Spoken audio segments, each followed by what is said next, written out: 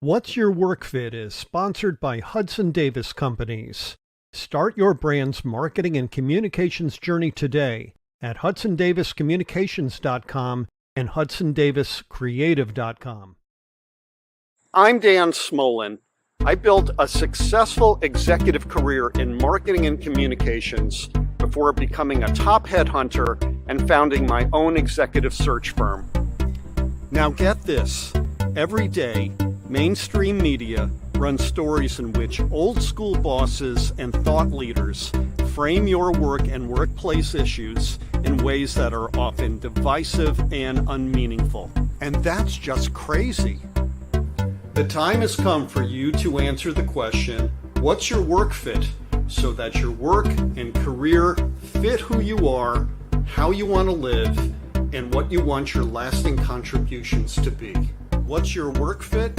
It answers your questions and tackles the issues that keep you up at night about advancing your career in this time of workplace revolution. So let's get started.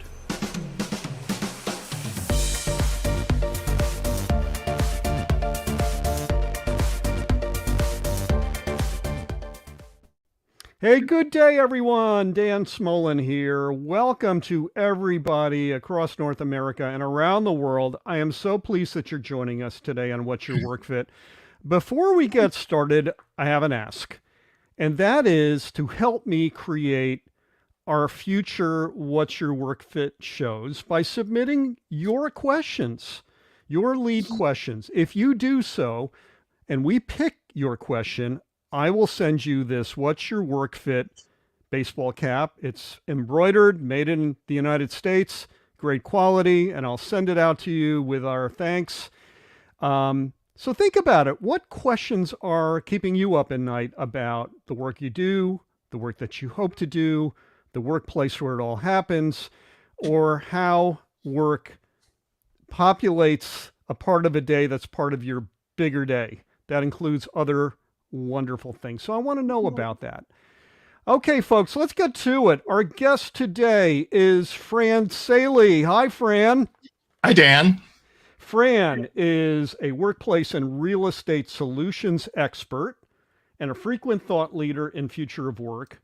Fran's professional passion includes the dynamic new ways of work and the transformation of the workplaces to support it. He's also an executive who worked at some pretty big brands, Accenture, CBRE, and Newmark Properties, which I know very, very well.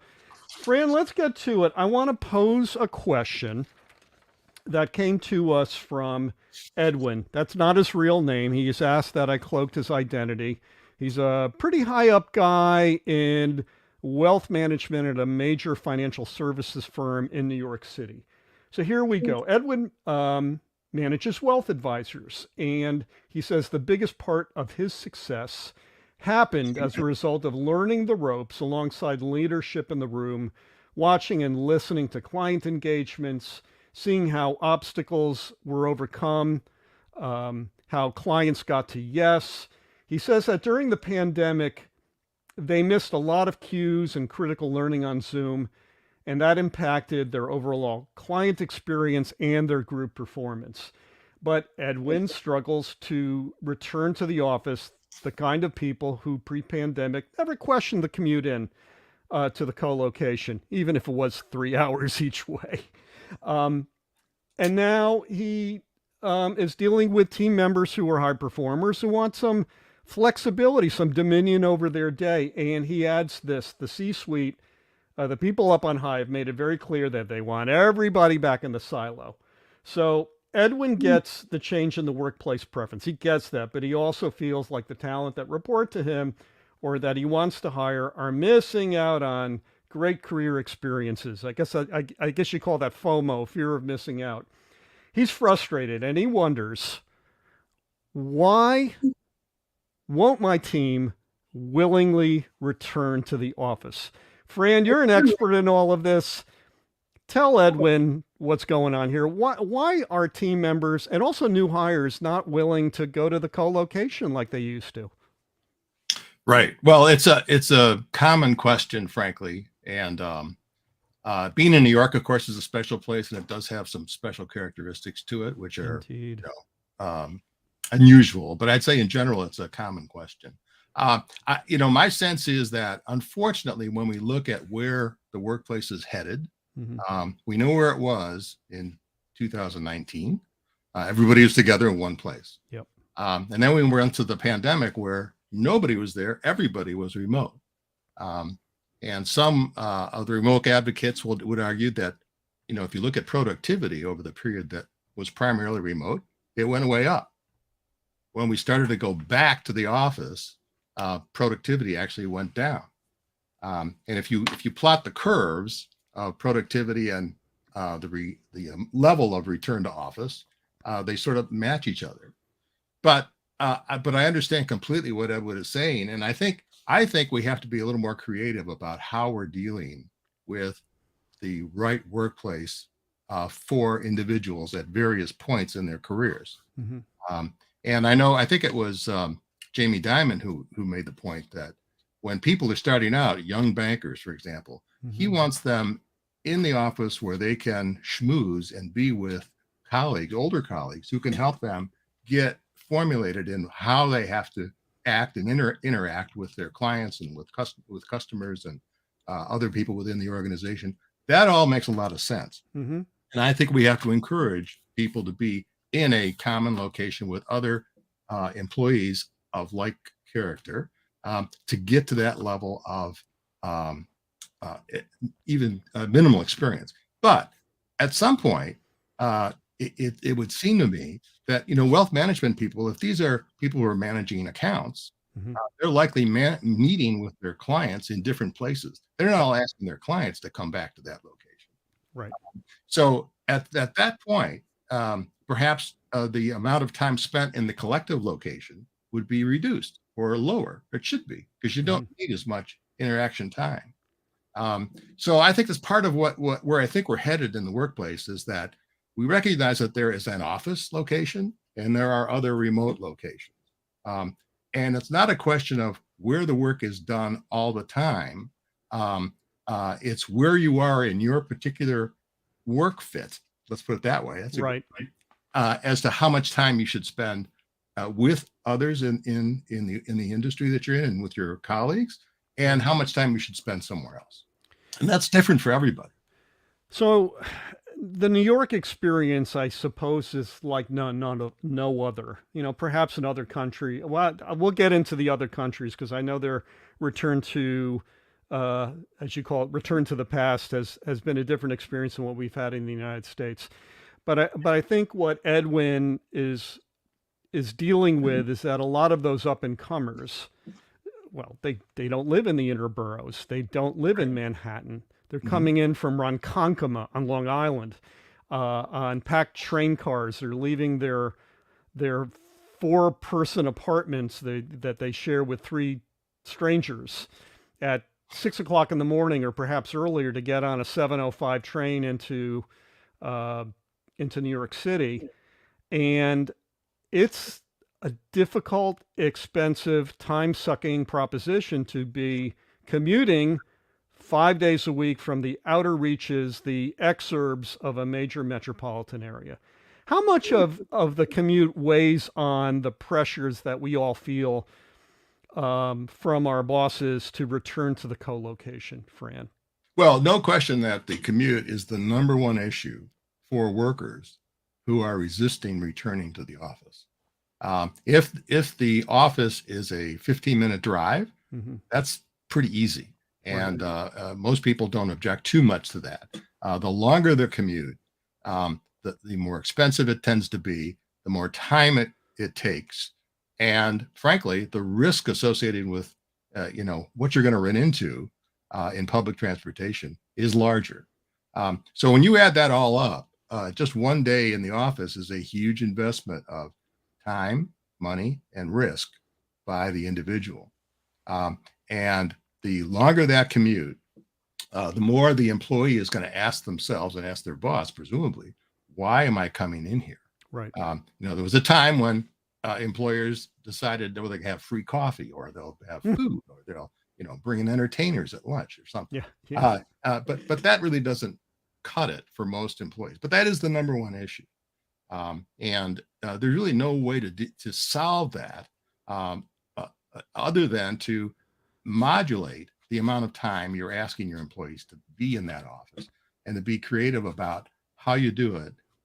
Perhaps you move that collective place to someplace that's closer to a group of people rather than having to come to the one location that everybody used to work in. So there are alternatives there that I think creative managers are coming up with.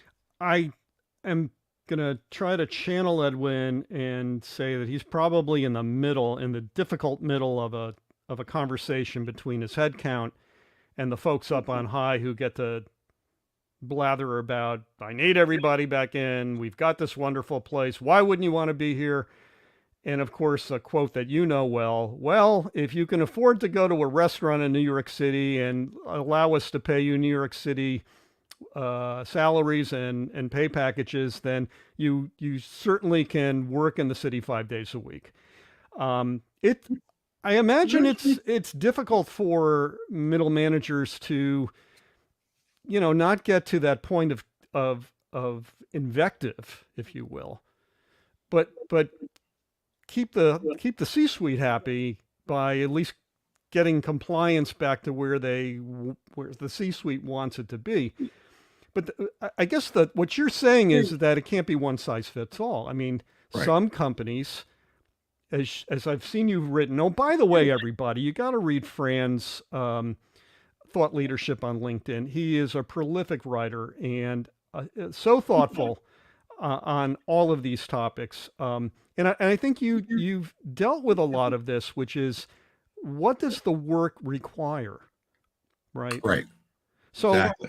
so how do we get away from are we in this discussion because mainstream media has put us there? Because this is what the people on Squawk Box that the bookers decide to book is the binary argument, and it is an argument between the pro and the con of return to the co-location.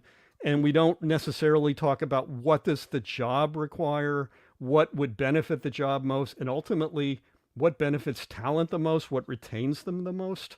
What are your thoughts on that? Well, it's hit a couple points there, which I think are important.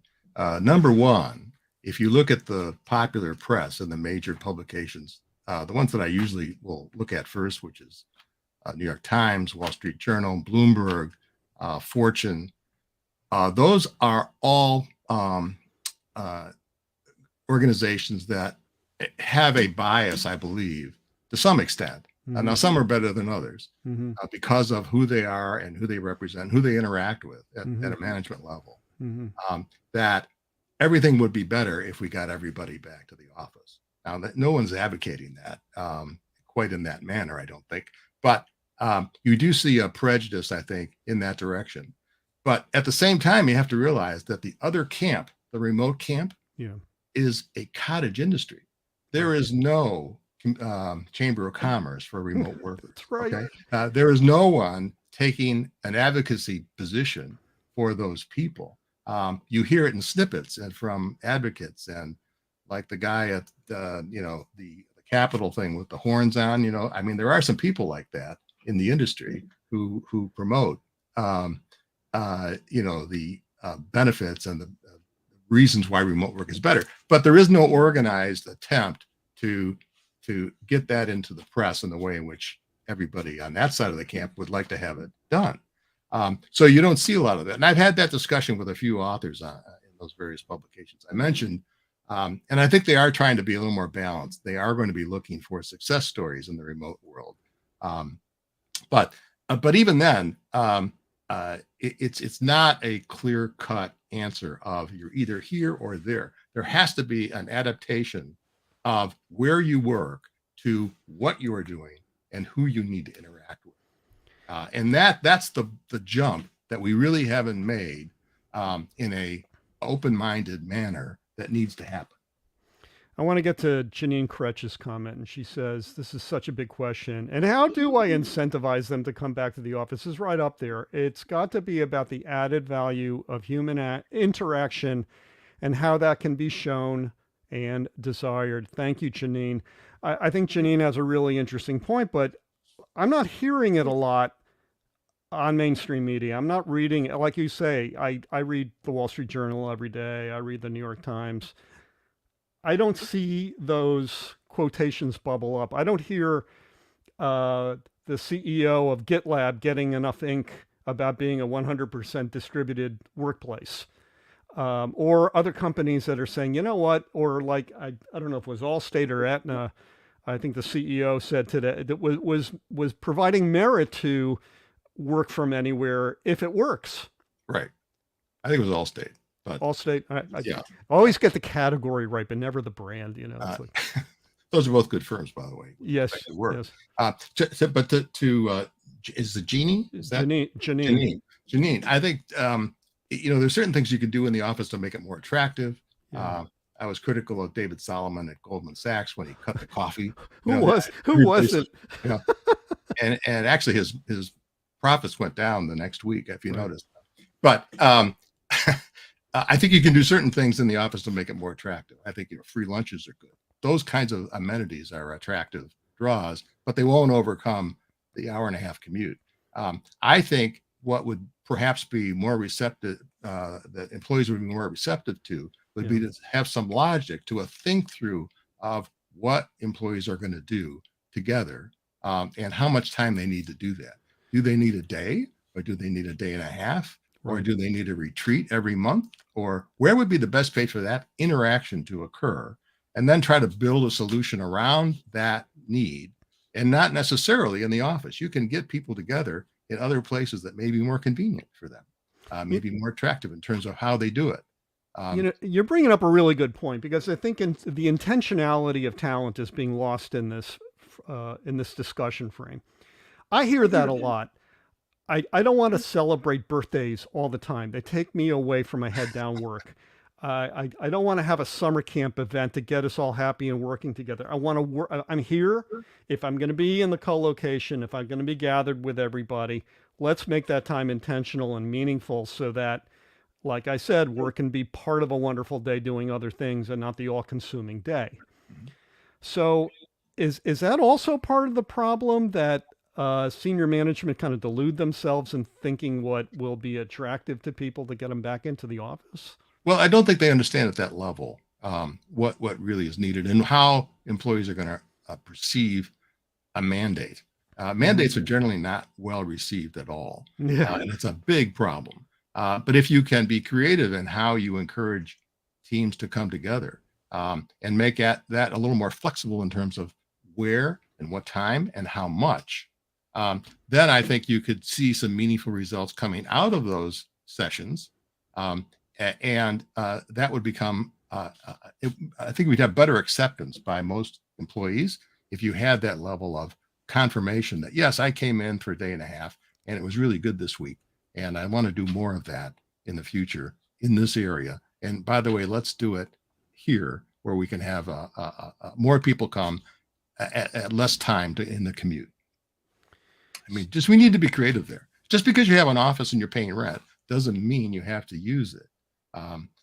Unfortunately, some people in the C-suite don't understand that. Okay, you teed up my next question, which has to do with that leasehold. We're talking about billions and billions and billions of dollars. Right. That pre-pandemic, we're earmarked, 5 years out on leases? How long were typical big company commercial leases pre-pandemic? Were they 5, well, 6 it years depends. out? It depends a lot on the city and the market and the nature of the business. I mean, there are, in New York, and certainly in London and in Europe, you're looking at 20, 25-year leases. I think the typical lease in New York was more like 5, 7 years. Okay. Maybe 10, 12. But it was a meaningful period of time at a minimum. Of course, now you have stagnation in the market. There really isn't a lot of activity there. And actually, I posted on this yesterday, if anybody wants to take a look at it. I think it was the Journal or Bloomberg, which talked about the understanding gap of valuation and how big that gap was. And you basically had two measures. One is, what are actual buildings transacting at? What levels is perceived in the market? What does that Um, mean? What does that mean, Fran? well, in other words, what are buildings really selling for Oh, today selling for. versus, and there aren't that many sales, so it's kind of a nebulous number, but you have some. Okay. What is the transaction records, the deeds, and go look what this building sell for versus the public market on real estate would be primarily REITs and similar institutions, Mm-hmm. where there you have a depreciation of almost 75% over the last couple of years in the office REITs market. So you have this enormous gap between what the public market is saying these buildings are worth and what the transactions that are currently being done say they're worth. And the true value, I have to get my hands right, is somewhere in between. We don't know exactly where it is. My own sense is that it's on the lower end of the scale, closer to where the REIT market is, and that translates to an enormous value evaporation in commercial real estate, office real estate for sure. So for the uninitiated, REIT stands for Real Estate Investment Trust. If you have a 403b or a 401k, part of your portfolio might be invested in what Fran said, which are REITs that are invested in commercial office properties. Not all real estate REITs do that. Mine are in are in data center construction, which is a hot market. Which is a hot market right That's now. a better place to be today. It's a better place to be. So I want to get back. We got a But few. just on that point, Dan, if I may, Sure, of course. that issue, that's a real estate owner, lender, investor issue. That is not a workplace issue. Frankly, that issue currently works to the advantage of the occupiers and employees with respect to cost. That it should be that as the market becomes less crowded or as there are fewer people there, the value of the cost of that space in terms of rent is going to go down. And that should mean that over time, rental costs would go down in those areas, which would reflect the fact that they're not as attractive as they used to be 4 years ago. But that's a problem. That's a problem for the real estate people. I don't think we need to worry about that. It's a problem for the real estate people, but often they're the ones getting the megaphone on CNBC at 7 o'clock in the morning. So they do have it. So it gets expressed as shame and as fear of missing out. And so if you're watching this, now I can't imagine a lot of up and comers are necessarily parked in front of the TV. They're probably commuting to get back to the office or just being very busy or, getting ready for their day. But that's not a helpful message, I would think. That's not a helpful value frame, ultimately for real estate, because it's not going to get people back in the office. You can't shame people. Yeah, employees aren't really going to care about that, frankly. Of course not. Yeah, so it really, and actually, when you talk about a corporate real estate generally as an entity, having been involved directly as an occupier in corporate real estate, corporate real estate had achieved, I think, something that they wanted to have for many, many, many years, is to have a seat at the, in the C-suite. Where the chief of the head of real estate would be in the C-suite with the CFO and the human resources people and all the other senior level executives. That role, I think, for corporate real estate is going to change in the next 5-10 years, and they'll be corporate real estate will be not driving where the places to work should be, but sort of taking the orders of those involved, primarily coming out of HR and where workers want to work and how they want to work. How the workplace evolves is going to totally restructure how workplaces and the corporate real estate component will be determined in terms of where it is, how big it is, and what's there. And of course, my projection is that it's going to be a much smaller component of the business, but it will be an important part of the business because we know that collaboration element is needed. But you don't want to do that 3 hours away on a train. No, I would imagine not. I want to dig into some questions. Okay. Normally some of our viewers will do this in real time. We've actually been having a few LinkedIn problems today, so I've actually encouraged people to write me before the show, and I'm reposting their questions.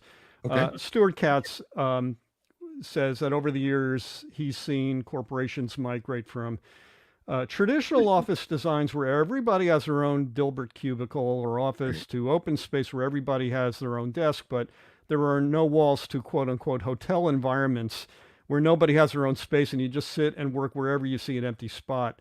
And he asked, how do these office arrangements affect productivity, team building, mentoring, and other things? Well, they affected a lot, I think. Um, and what you have seen over the last 20, 30 years is a complete evolution of what the current trend was, whether it was flexible walls or open walls or no walls. And we're at the point now where we're at like a big hotel room to some big hotel lobby. I think that's okay, but that isn't going to fit what most people are coming to the office to do. My sense is that if you looked at some of the flex environments, some of the co-working sites, I think they're probably a little more oriented to where most organizations would be if they had their own dedicated co-working space. Would be probably a mix between enclosed spaces, meeting rooms of various sizes, to places where people could do heads down work in a cubicle or a workstation or something. It may not look like a cubicle, but effectively that's what you get. I think that mix is moving around quite a bit. I mean, the latest I think is that we're probably at a 70-30, a 70% mixed assembly type of meeting environments versus workstations. But that's going to move around a little bit. I do see in the office, though, less heads down work. I think employees are doing less heads down work. That's the kind of work you could do best in a remote environment. Right. You can do it in the office, but it's not, you're going to hear people and it's going to be the birthday party and that kind of stuff. So I see most of that going out, whereas the office is going to be a place where people get together, and there you need places for that to occur. And you can't do that well in a lobby of a hotel. You can't do that well in a lobby of a hotel. That's right. Yeah, and we had guests on a few years back that actually were pursuing that business model during the pandemic, but it didn't really have legs. In the early goings, it was fine to grab a seat at a table in an unused restaurant or in the lobby of the W Hotel down on Lexington Avenue, but then it really had an ephemeral effect, I think, if you will. Right. And I think if you talk to the flex people, I mean, I think it's generally true that what occupiers now want is a lot of flexibility with respect to their contracts, their occupancy contracts. Is it a week? Is it a month? What is it? That fits much better into a hotel type environment. And in theory, you could take hotel rooms and make those into these structures that we're talking about, and of various sizes, and those could be let out in over a day, 2, 3, whatever. And I think you'll see a fair amount of that occurring in the future. It's a good adaptation of hotel building, but the hotel mindset is a good fit now with where the workplace is in terms of flexibility. I want to get to a few more comments. Pascal says, if there is so much vacant office space in the U.S. that could be repurposed, why are builders constructing new buildings? Now, when I saw this, I immediately thought of the west side of Manhattan, which is getting all these huge buildings, and leaseholders are going there and not going to existing structures in Midtown Manhattan. Now, this isn't necessarily a workplace specific question, but it sort of is too, which is, I don't understand the decisions that are happening where we're getting more office starts, more buildings being constructed, and we're not reimagining all that square footage that lies dormant right now for other purposes. It's a great question. Great question. Having been an office developer, a spec office developer at one point in my career, I will tell you that people will say, if you give a developer money, they'll build it. It doesn't make any difference whether it's going to work or not, because they're usually not at big risk there. But that's not true here. I do think we do see kind of a new brand, a new level of quality of buildings coming out. And there's several in New York now. The new JP Morgan headquarters is going to be a great example of that. The One Manhattan West, for example, several buildings like that. They're green buildings. They have tremendously improved air quality. Their carbon footprint is much lower. They're much more efficient buildings. And the tenants in those buildings have built out very, very beautiful spaces.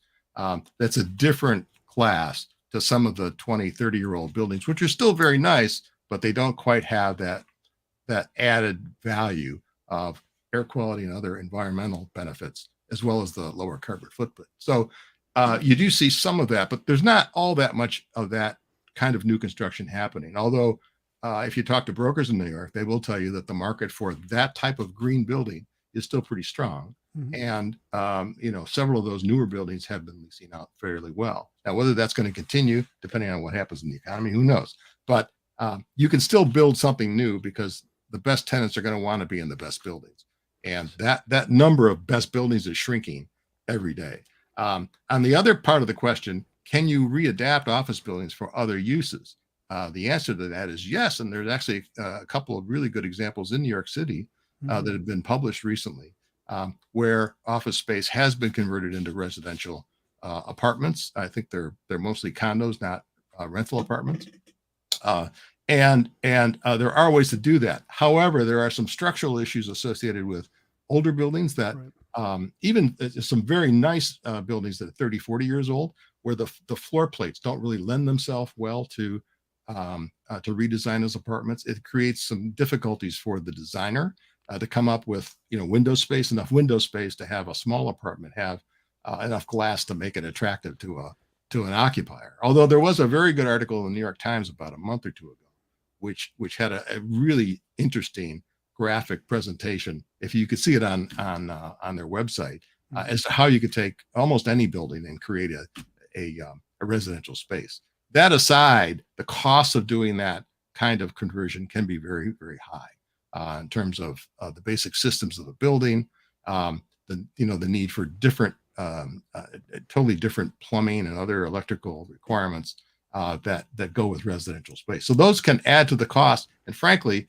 there are several of these projects where the cost to redevelop, totally adapt a building from an office to a residential space is going to be more expensive if you start with the old building. You'd be better off to take everything down and start from scratch. So it just depends on the situation. So I want to bring the conversation geographically down to the DC area where I'm based. You wrote weeks ago about DC Mayor Muriel Bowser lamenting the fact that the federal workforce went virtual and hasn't really come back, and they've got a lot of empty square footage, which means that restaurants and other attractions within DC are not being enjoyed, if you will. And DC's in a particularly weird spot because it's not a state. The federal government has complete control over its, well, not complete control, but a lot of control over its oversight and how it spends money and how money gets appropriated.